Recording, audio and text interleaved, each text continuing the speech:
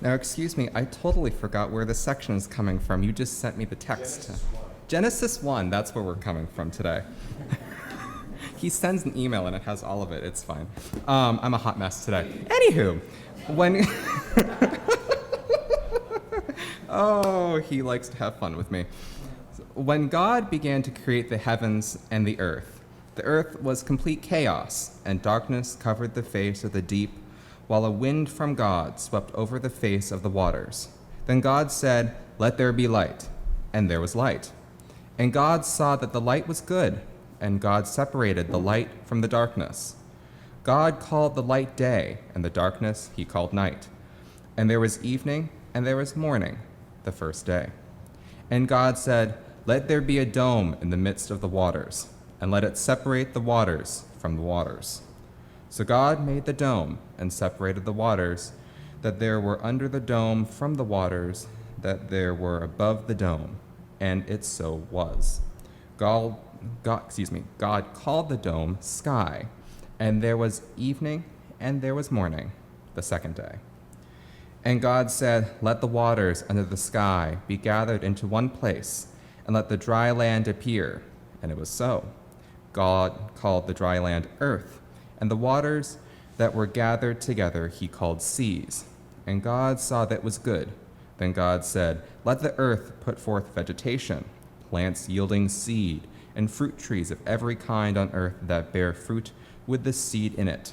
And it was so. The earth brought forth vegetation, plants yielding a seed of every kind, and trees of every kind bearing fruit with the seed in it. And God saw that it was good. And there was evening, and there was morning, the third day. And God said, "Let there be lights in the dome of the sky to separate the day from the night, and then let be for signs and for seasons and for days and years, and let them be lights in the dome of the sky to give light upon the earth." And it was so. God made the two great lights, the greater light to rule the day, and the lesser light to rule the night, and the stars. God set them in the dome of the sky to give light upon the earth, to rule over the day and over the night, and to separate the light from the darkness. And God saw that it was good, and there was evening, and there was morning, the fourth day. And God said, "Let the waters bring forth swarms of living creatures, and let birds fly above the earth across the dome of the sky." So God created the sea monsters and every living creature that moves, of every kind, with which the waters swarm, and every winged bird of every kind. And God saw that it was good. And God blessed them, saying, "Be fruitful and multiply, and fill the waters and the seas, and let birds multiply on the earth." And there was evening, and there was morning, the fifth day. And God said, "Let the earth bring forth living creatures of every kind, cattle and creeping things and wild animals of the earth of every kind." And it was so. God made the wild animals of the earth of every kind, and the cattle of every kind, and everything that creeps upon the ground of every kind. And God saw that it was good. Then God said, "Let us make humans in our image, according to our likeness, and let them have dominion over the fish of the sea, and over the birds of the air, and over the cattle, and over all the wild animals on the earth, and over every creeping thing that creeps upon the earth." So God created humans in his image. In the image of God he created them. Male and female he created them. God blessed them, and God said to them, "Be fruitful and multiply, and fill the earth and subdue it, and have dominion over the fish of the sea, and over the birds of the air, and over every living thing that moves upon the earth."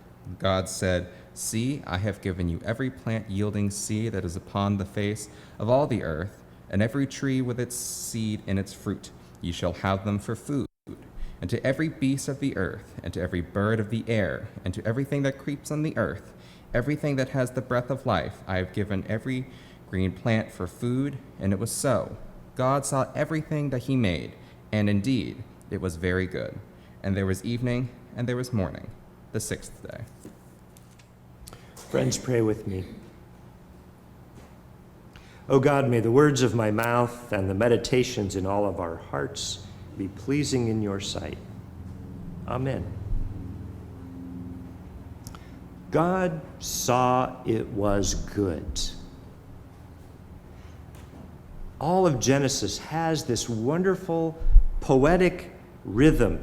God speaks an intention for what's going to happen next. Let there be light. Let the earth put forth vegetation. Let the waters bring forth swarms of living things. And after each declaration, the narrator tells us, it was so. And at the end of each day, God stops and evaluates. How's this construction project going? It's good.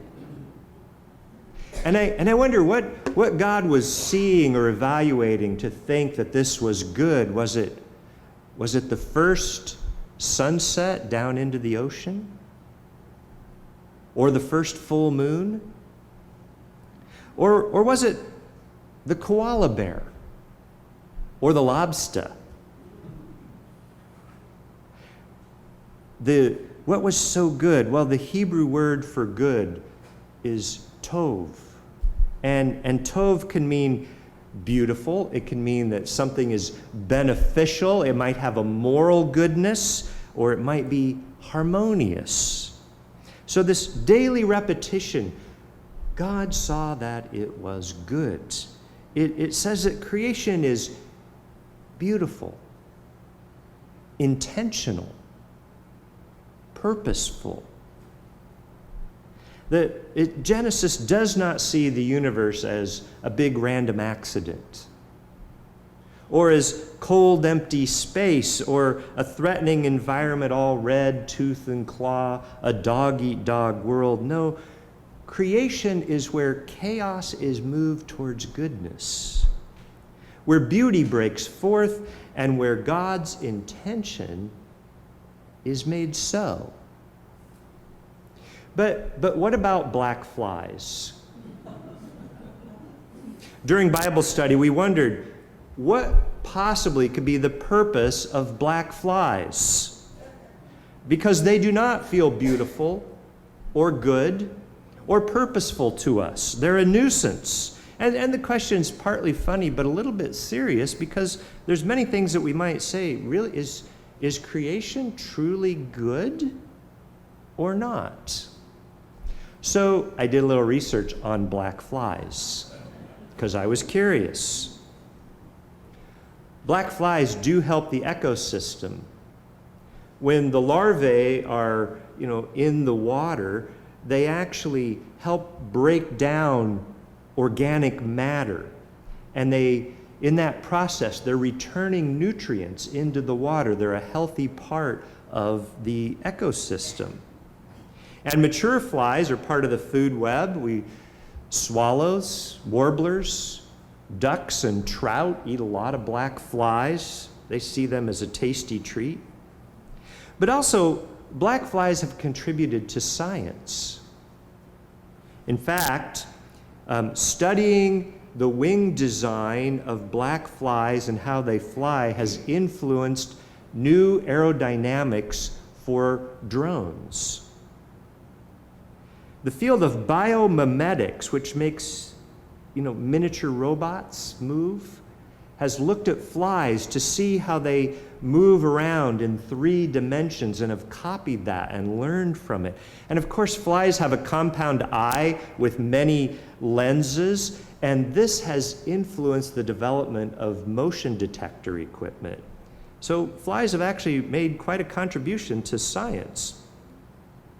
So remember, when that fly bites you, the reason is that it's usually a female because they need the calcium and the protein from your blood to strengthen their larvae. So they're really just trying to be good moms.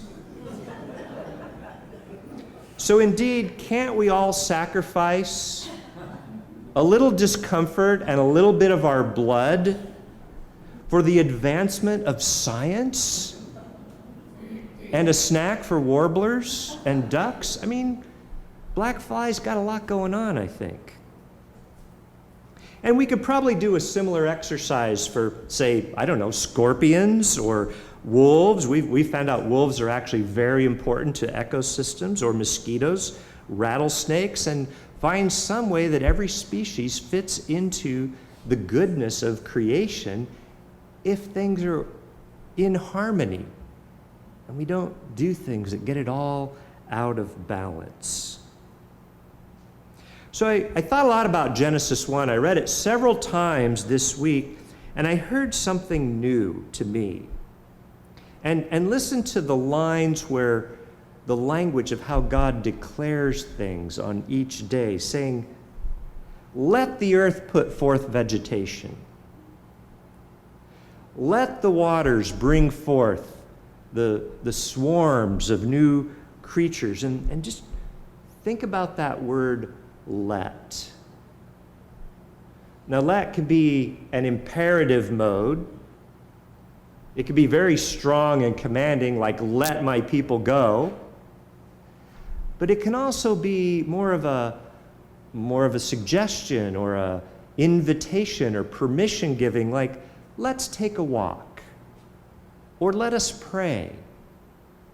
Well, you're not commanded that you have to do those things, but the door is open. And I wonder what let means here when there's let the creatures be brought forth by the land and the waters. And to me, in a sense, it gives a little bit of agency to creation. A sort of, here's the life, here's the energy, go forth and make this happen, experiment a little. You know, the text doesn't say on the fourth day, God set out the taxonomy of plants. And God decided that maples would have big leaves because, and that God then said, there will be 380,000 species of plants, no more, no less. And 260,000 of those will be seed-bearing plants. We don't read that God said the ocean definitely needs both dolphins and sharks, but rather it says, let the waters bring forth the swarms of living creatures. That there's this imperative to thrive, to make life happen and to experiment. And so there's this direction, there's agency, and God says not only to humans, but to all living things, go forth, multiply, just go out there and live it up, figure it out. And I'm careful not to make the Bible into science, because certainly the authors of Genesis had no idea that we orbited around the sun and didn't know about gravity and all kinds of things. But Genesis 1 does, to me, seem very compatible with Darwin and the origin of species. Evolve. That we change, we adapt, we grow.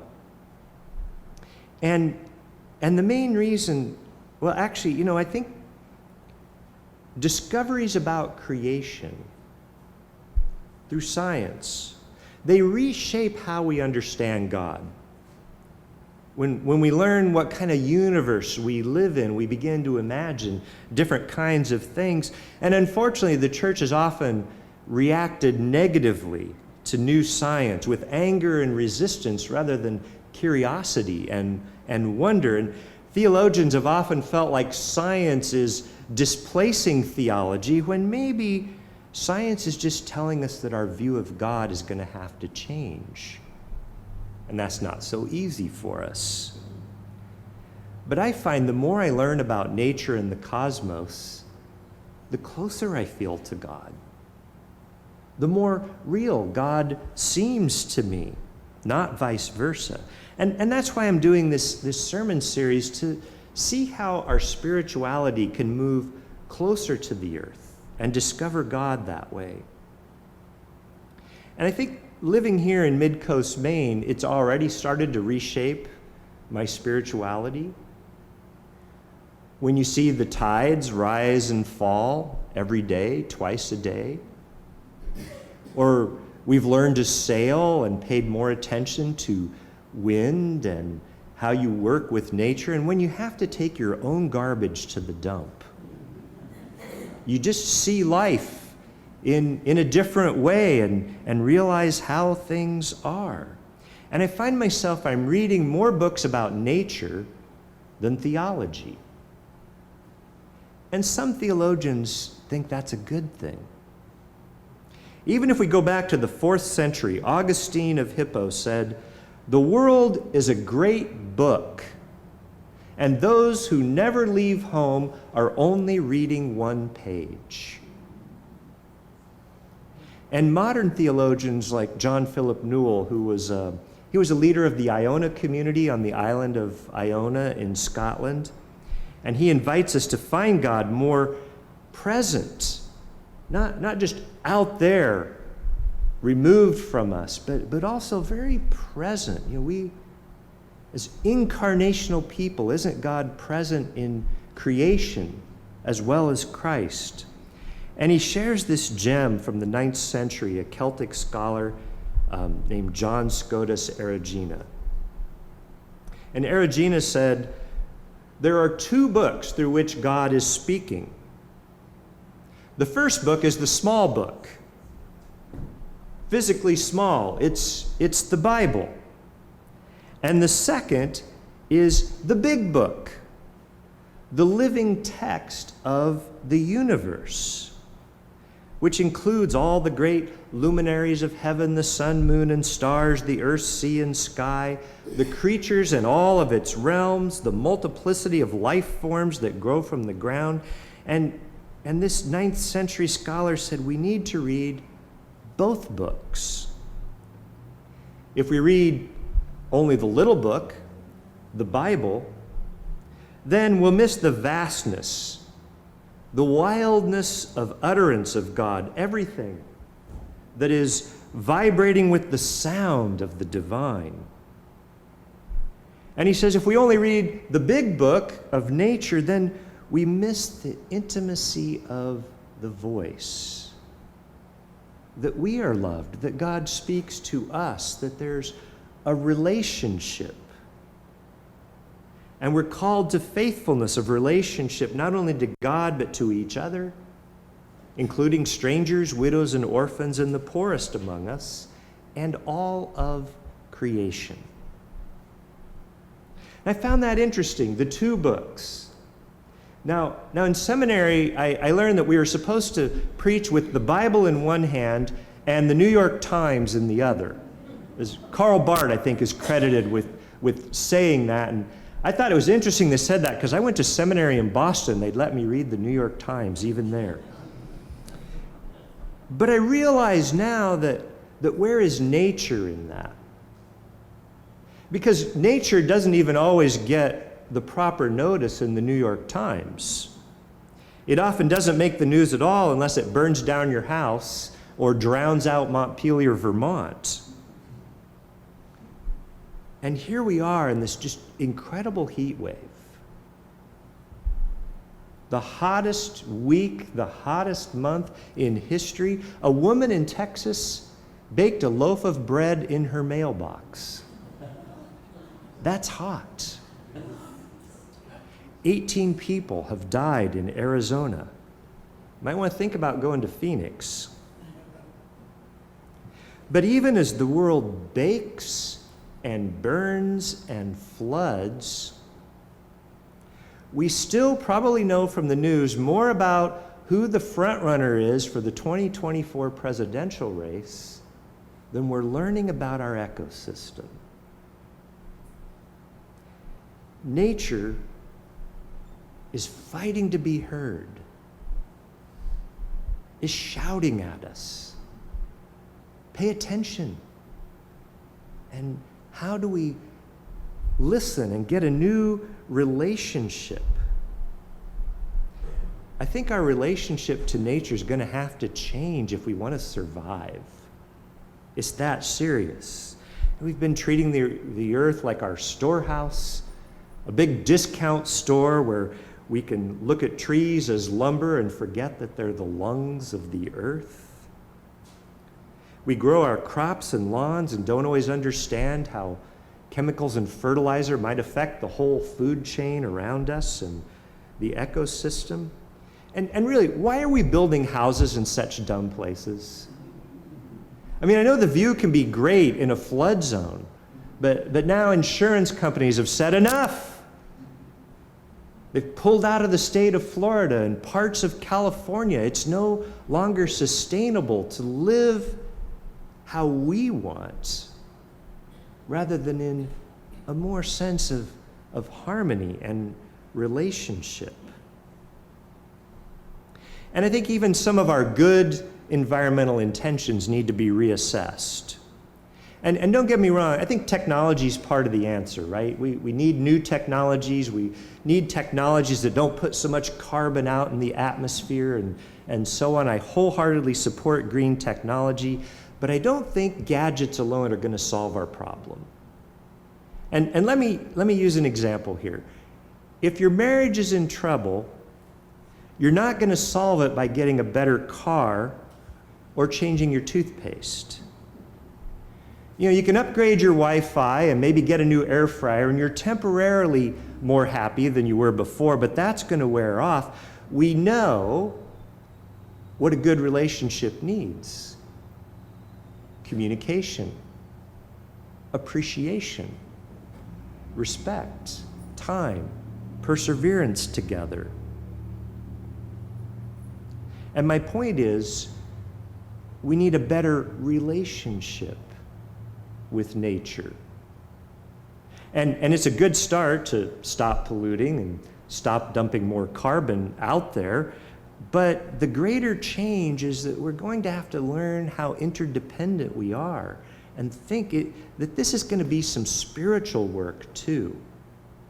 That our science and technology and engineers aren't going to solve it without this spiritual work.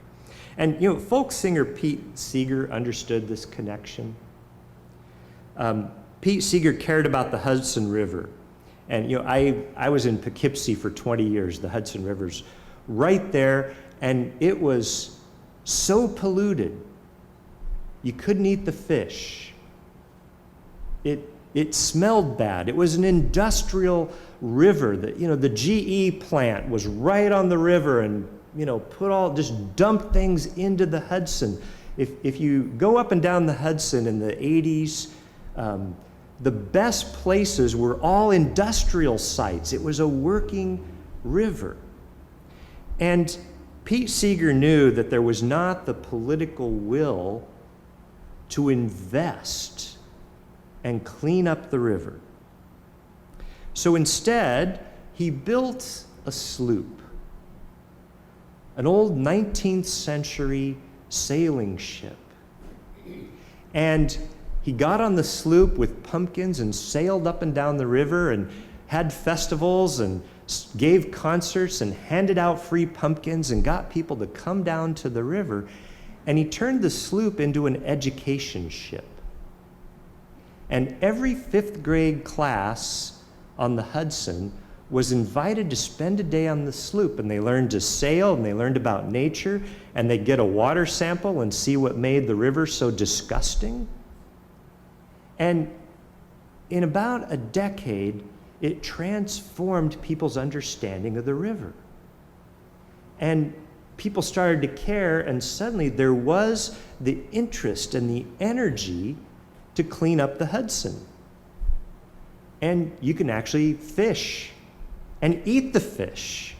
And people now experience the river as a place of beauty and joy, and not just as a, you know, kind of an industrial disposal site.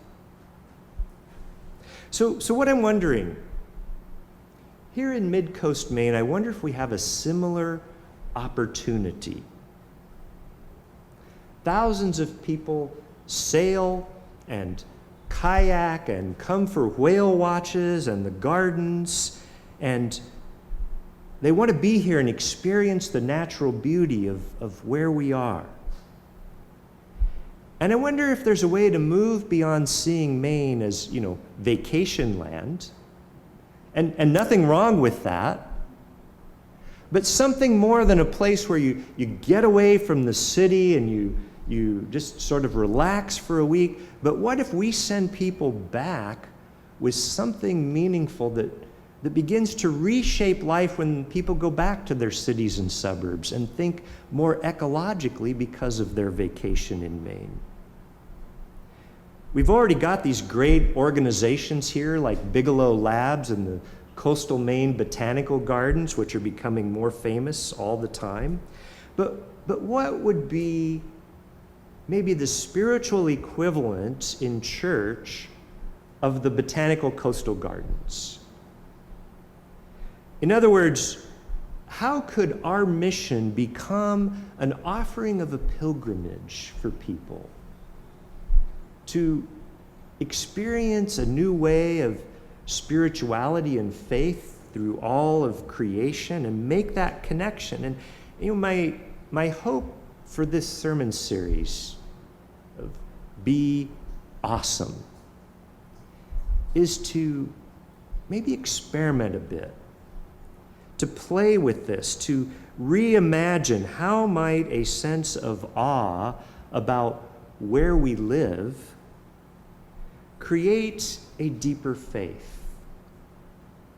How could, for lack of a better word, eco-spirituality maybe make God more present and more real, a counterbalance to this move towards artificial intelligence, to moving towards the intelligence of all of creation that is around us and finding God there? We read the little book and the big book together. So join us next week.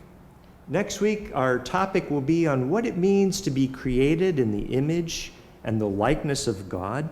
And what if we make a shift in our interpretation from the word dominion, God gave us dominion, to what if that word should be stewardship? And what would change? So,